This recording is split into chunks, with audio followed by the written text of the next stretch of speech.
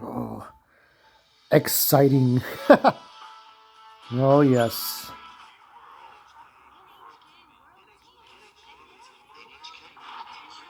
I haven't seen this in a while. Yeah, this is NHK Newsline stuff. One of the first Taiga dramas. I think it's Ten Chichen.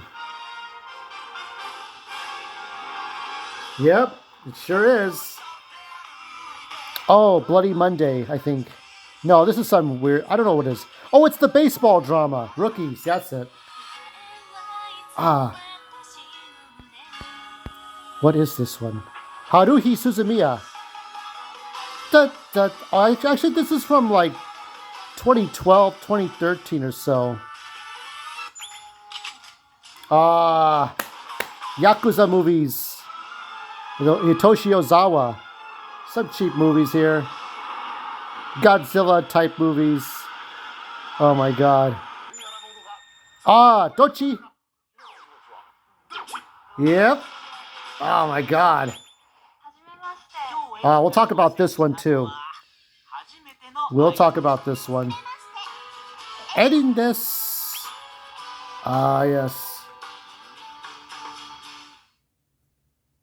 Let's get the converter box in order.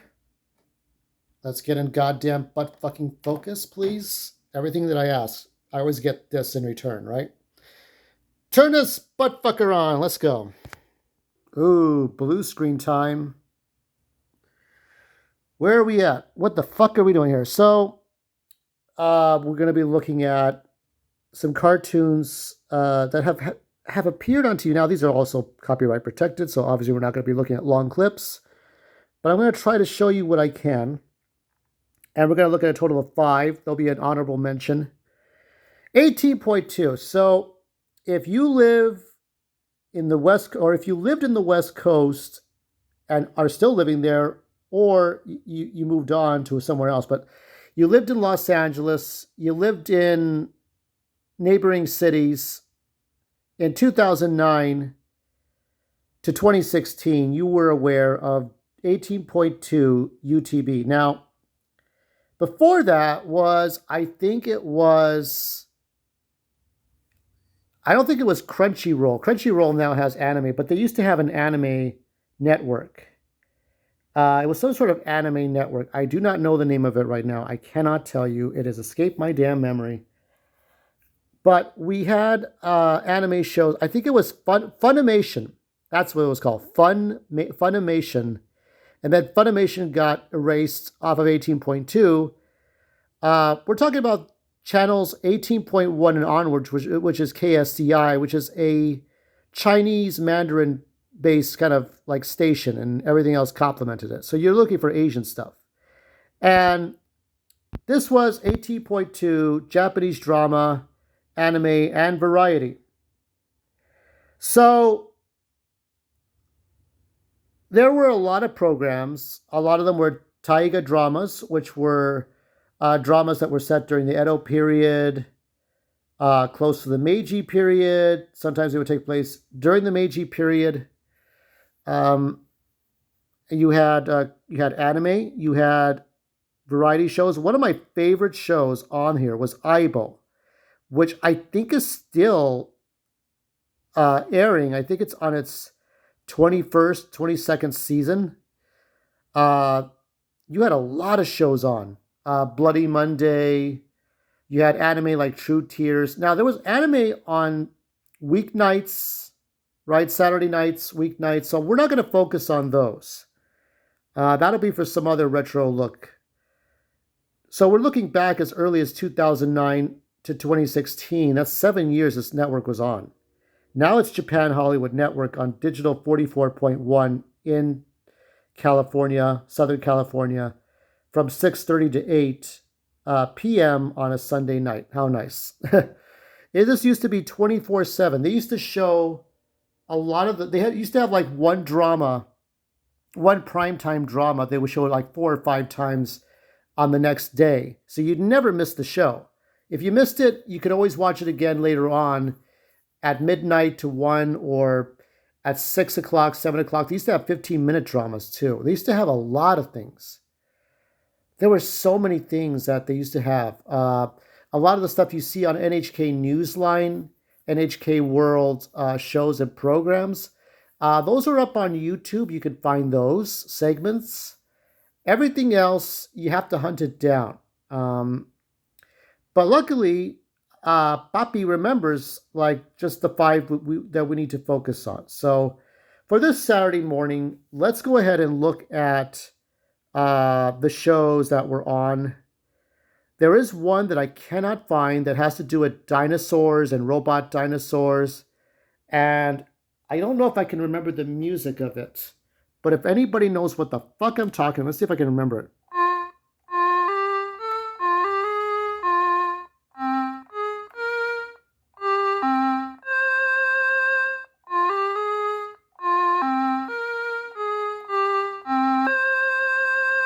And it was like an outer space show. Da da da da da da da da da. And they used to say GTR, like Roger, like GTR. I cannot find that damn anime, and I have been looking for it for years and years and years and years and years and years, and I cannot find it. So let's go ahead and move forward. Focus.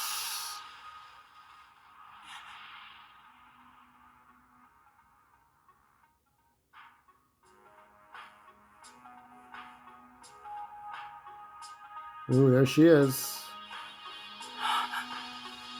The moment their eyes met. What's all about it? We're really curious to know. Did anyone actually see your dad save the world?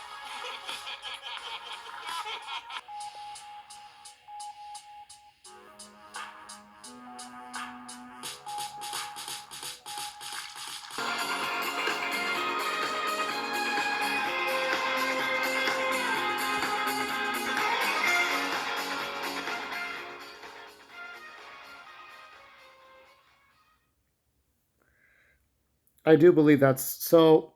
Here's how it worked for me. Now, keep in mind, these cartoons were a couple of years old when they premiered on UTB Hollywood. All the cartoons that I saw are a few years old, so it's not the first time they premiered for everyone to see.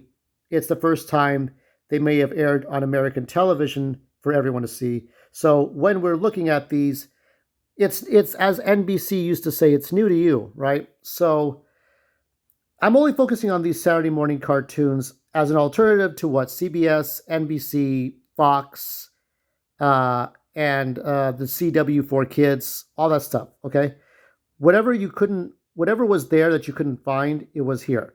And also, you saw the trailer. It had English dub. Everything is in Japanese dub. Everything. Japanese dub, English subtitles, which is the best way to watch anime. When I watched Batman Ninja, when it came out, I always went to the Japanese dub, never the English dub. I always stuck to Japanese dub because it just it's a different feeling when you see the English subtitles, and it's a different animal. Um, right now I'm rewatching all of Star Wars Rebels. And somehow I feel like this kid never differs from he's like the prototype to Ezra Bridger, isn't he? He's like this kid that's like of whatever consequence. But here his dad or his grandpa's a scientist and Ezra's a thief. But he somehow falls into a family of people and they go on missions. Uh, and you had Miss Talho instead of Hera, you have Miss Talho. Instead of what is his face? Jedi Knight Kanan, right? Kanan Jarrus. You have the that character that Crispin Freeman does the voice of, American voice of, and you have other characters, and um, so it's a lot like Star Wars Rebels, except they all fight on one planet with these big mecha things, these Gundam type robots, and they all surf around. And you always see this kid surfing around. Erica is the name of the sort of the robot human hybrid that is this girl here to the left. And you got these kids, and they have no parents.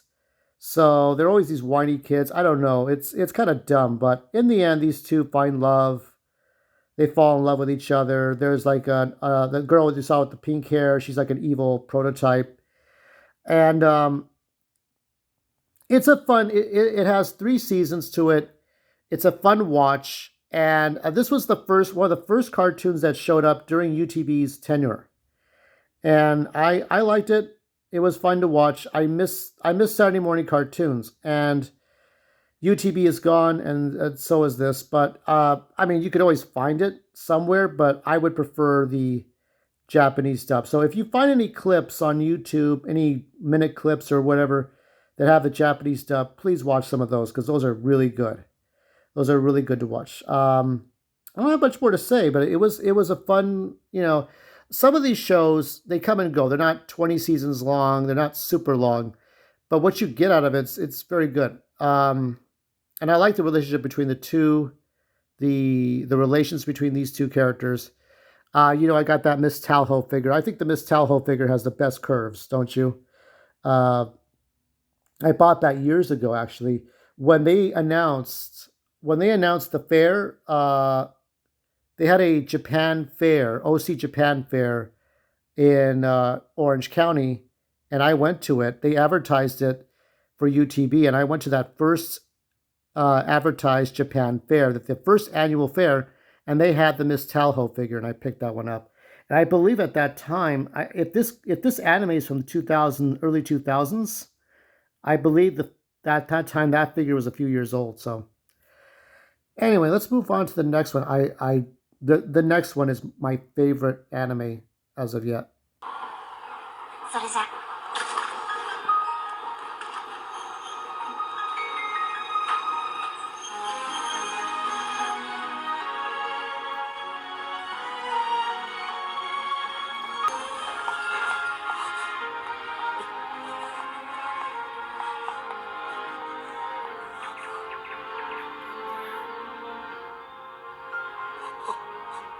クロクロ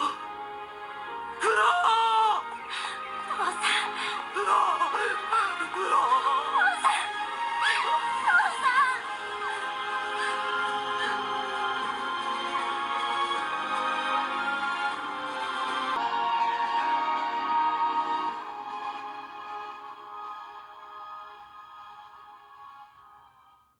God, what an amazing cartoon this was. This is the best. Let me explain this to all of you right now, because some of you may watch anime, or you may watch The English Patient. You may watch Schindler's List, or you may watch Citizen Kane, or God, what other movies are there? What Oscar award winning? The Titanic, right? Kate Winslet and Leo DiCaprio. What other movies? It's a Wonderful Life. Let me explain this to you right now.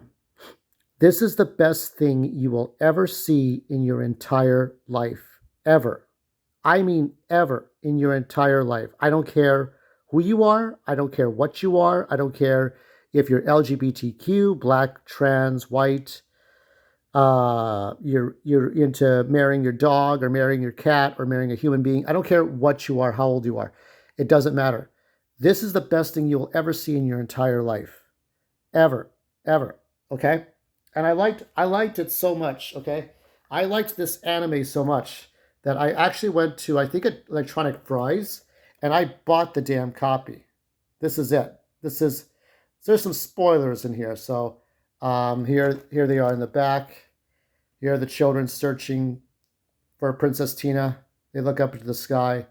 What a great 8 hours, okay? And that's 8 hours plus. That includes the secret ending that I never saw until I got the DVD set, because everything before that, I mean, when you see the original ending to this, it kind of makes it seem like it's just about Tina and Soran.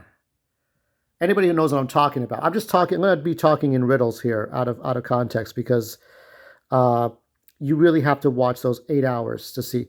Now, any white dude, any old white dude, when they see this, okay, they'll think, oh, Children of the Corn, because Children of the Corn, they had these blonde children with white hair, and they all have scary eyes. Oh, I know what this is. Oh, it's just like that. No, no, no. That's what it looks like.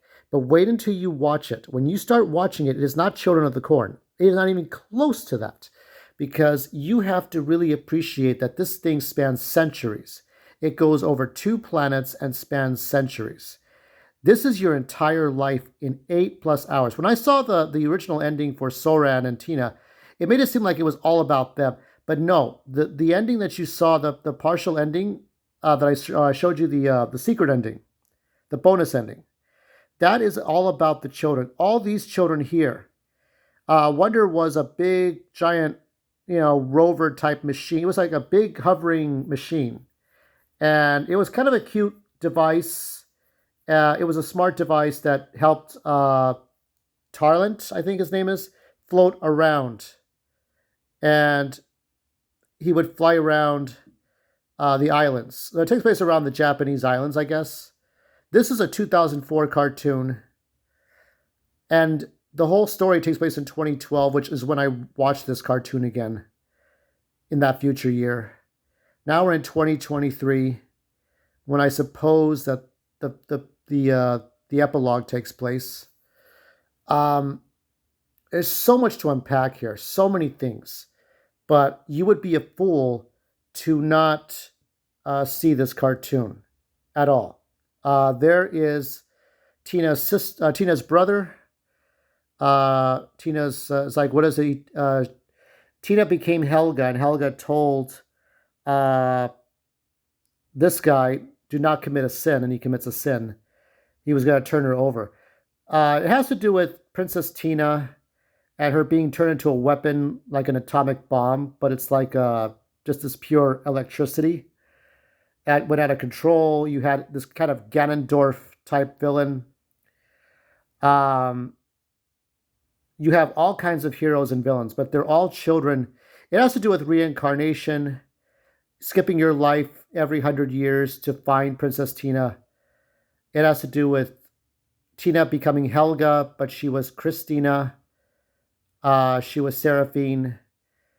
And their lives spanned the 16th or the 17th century, then the 18th century, or actually the 18th century, the 19th century, then the 20th century, 21st century, I guess.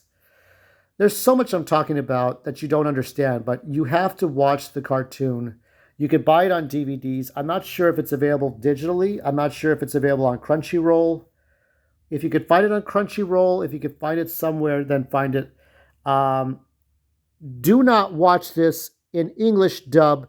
Do not watch it English dubs. Watch it in Japanese dub with English subtitles. Okay?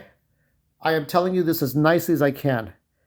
The voices you heard, those are the voices that are part of that.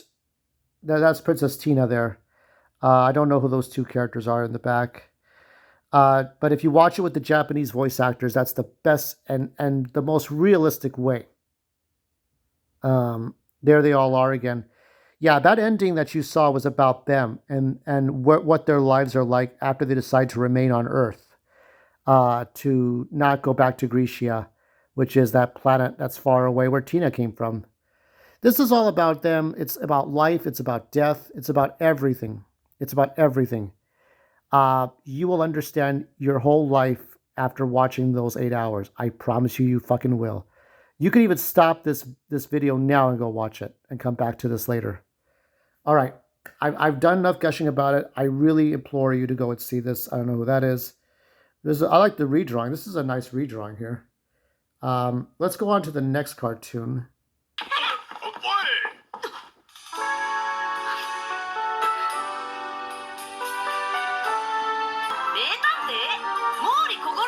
Ha もうお父さんたらテレビが新しくなったからってちょっと見すぎよ。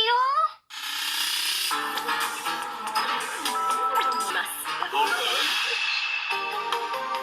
めも焼き物も。分かったぞ。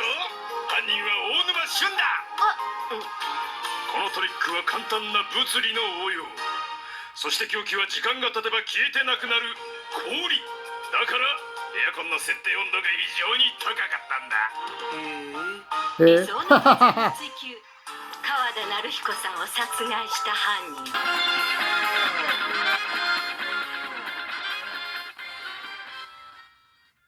人。Good stuff, right? Yes, Conan, Detective Conan, Conan Tante.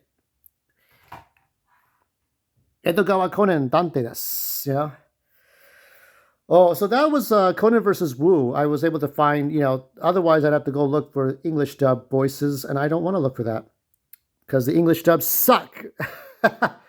So, yeah, it was fun to watch a lot of those. Now, of course, there was a limit to how many seasons they put on because the rest of it were movies. I finally got to see the Lupin the Third crossover, the first one, and then there's the second one.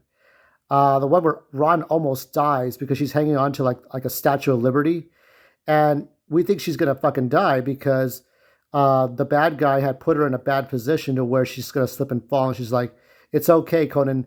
It's okay to accept my death." It's like, holy shit! Only in a Japanese drama, only in anime, you get this kind of thing going on. What do most people focus on these days? Like Gundam or high school girls being naughty, hentai. But I like some of these kinds of anime that aren't trying to be too right brained. I like a little bit. So the way this works is that uh, Conan Edogawa was Shinichi Kudo, and Kudo-san, he accidentally got poisoned. Well, no, he didn't accidentally. He accidentally stumbled onto a organization with gin and vodka, and they drugged him and turned him into a child. But they didn't even. They were trying to kill him. So he turns into a child. He goes back 10 years, and so now he's a different person. And Ron could not find Shinichi anymore. They lost each other at a carnival.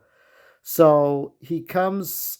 He goes to them somehow, and now he lives with Ron and her father, Mori Kogoro, who's a very bad detective. And the whole gag is that there's always a perpetrator who does something really wrong. They use a sort of a Rube Goldberg puzzle like death weapon to kill. It's always about revenge. This person raped my daughter and laughed about it and got away with murder, and I decided to get revenge on him. And so that person goes to prison at the end of the episode. And there are a lot of adult themes like cigarettes and alcohol that would prevent this from being like a network, not my kids, soccer mom attitude to why executives would never put this on the CW4 Kids or Kids WB or anything like that. You would never see this. And it didn't last too long on Adult Swim because it didn't have the immediate gags that you would see a lot of cartoons like Rick and Morty or Aqua Teen Hunger Force would have. So it lost its audience here in America. But for those people in anime, I remember Conan O'Brien said, "Oh yeah, wouldn't it be great if they paid me? They should pay me for using the name Conan and Detective Conan." He made Detective Conan jokes. I don't think that would go over well at the Anime Expo. Do you? Or don't you? You think they'd probably just boo him anyway? So he protects the ones he loves. He keeps a secret that he is Kudo Shinichi in disguise as a child. The problem I had with this, though, besides the episodic thing where he goes with these kids here, these are the kids that he hangs out with. Ai is also was a scientist that got turned into a child. There's a live action version of this. There's like 3 episodes or 4 episodes of live action movies, and the second one is the one that where the kids turn into adults. So that's kind of a funny one. He can't tell his secret, but here's the thing. I mean, like, how long could he stay a child? If Ron graduates from high school, that would be odd for Shinichi Kudo to miss his high school graduation, isn't it? I mean, I know there's a lot of Detective Conan fans here, or as we call it, case closed in America. But isn't it odd that would happen, and you could not, like, for the life of you, you could not, like, fathom Conan missing his high school graduation. Like, is he going to miss, like, if Ron's going to graduate from high school and he's not going to? So, I mean, his time as Conan would have to end before high school graduation. Otherwise, they have to be held back a year. Whether they have, like, cram school in Japan, I don't know exactly how cram school works. I think that it's like tutoring. That's what I think it was. But I don't know. I still learn about Japanese culture every day. Still a great show. It's not your whole life like Fantastic Children, but such a great show. And the way the gags work is that whenever Mori Kogoro tries to solve a case, Conan shoots him with the dart.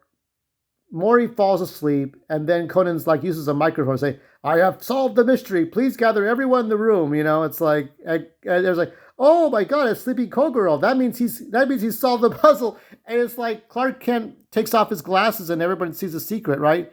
Nobody sees that the guy was just like tranquilized with a tranquilizer dart, and like he's fallen asleep. That's the gag. That's the joke. I would love to see this joke ripped off and put in somewhere in an American drama. And everybody's like, "Oh, how original." It's like, they took that off an anime. They ripped that off. I know what that's from. Like, I wish someone would do that. It's like, I know what you were watching. I saw you. Anyway, let's see. There's one or two more cartoons left.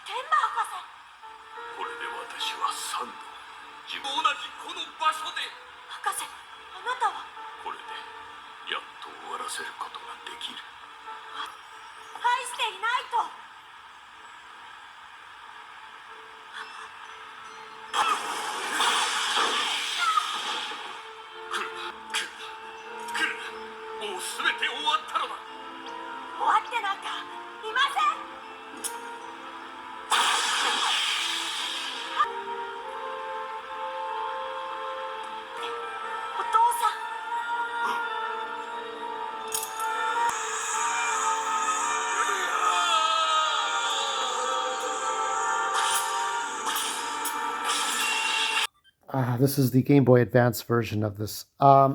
Actually, in truth, what I watched on UTB Hollywood was the 1978 version. So you can find that one online, I think, somewhere. Um, I did the easy mode for this. I didn't do the hard one. Because, I don't know, it's just aggravating to do the hard one. It's one of those ones that makes you mad. But Astro Boy, I mean, everybody knows Astro Boy. Astro Boy was it was before Mega Man, right? So it was about a child, and a child died, and in trying to recreate his son, the father, Tezuka, created Astro Boy, but just, I don't know, he was impatient. He wanted to create, I don't know what he was trying to do, but he had no patience with Astro Boy. Astro Boy was abandoned by him. And then I think Tobio was the next guy, um, oh yeah, this is where the origin story. No, Tobio is the boy, but I forgot the other guy. The other guy, the doctor, was the one. So the second guy, who's like kind of like Dr. Light, helps Astro Boy find purpose. So I like that scene. I saw that scene somewhere on YouTube. It's like, um, the scientist was trying to blow up everything, including himself. So he tells him, "Shinaide kudasai, do not die, sensei." So I really enjoyed a lot of that. So he joined the circus. There was a little bit of Pinocchio elements too, because people were trying to abuse the robots and make them do all kinds of stuff. There's definitely when you go back to artificial intelligence with Haley Joel Osment, there's a little bit of that stuff with Astro Boy. Thoroughly enjoyed it. So let's go to the last two cartoons. This is Byonkichi, or Gutsy Frog. It's about a frog. I don't know if he's from outer space or where he came from, and he appeared on this kid's T-shirt, and he was a part of this kid's life. And everywhere he'd go, he'd take the T-shirt with the frog on it, and the frog would be like. I remember a joke, and I think the joke was in. There were two Lucky 7 shows. There was a show called Lucky 7 on ABC, which didn't last very long. And then there was one on UTB Hollywood, but it was part of Japan TV. And it had Nana Erika. It had Matsushima Nanako. It had a lot of various actors. And it was about 7 detectives that solved cases. And this guy was sick in the hospital. So they put a tablet over somebody's neck to talk to. So the guy put the tablet over his neck, over his neck, and to talk to the other person. And the person that Matsushima plays, she says, "You look like Byonkichi." That's how I remember the Gutsy Frog. So, It's a dumb cartoon, but it was all right. Now this is Aaron's challenge. Eren no Chosen Nihongo Takimasu, or Aaron's challenge, I can speak Japanese. So this is like 24 episodes about a character named Aaron, played by Erika Toyoda. And obviously she's Japanese, but she plays an American visiting Japan and meeting all kinds of people. And these are all actors, you could tell. These are all photogenic actors that appear in all kinds of shit. And this is fun. It played on and on and on. And this was the show that would keep on going for 7 years until they canceled UTB Hollywood. So let's go ahead and wrap all this up. そして、それが好きですか? 本当に? Well, I hope you had as much fun watching as I did putting it together. Next week will be the epilogue. We'll wrap this all up. And I'm going to try to see if I can do a 2000s tribute and a 1973 short. We'll see. See you then. Ganbarimashou.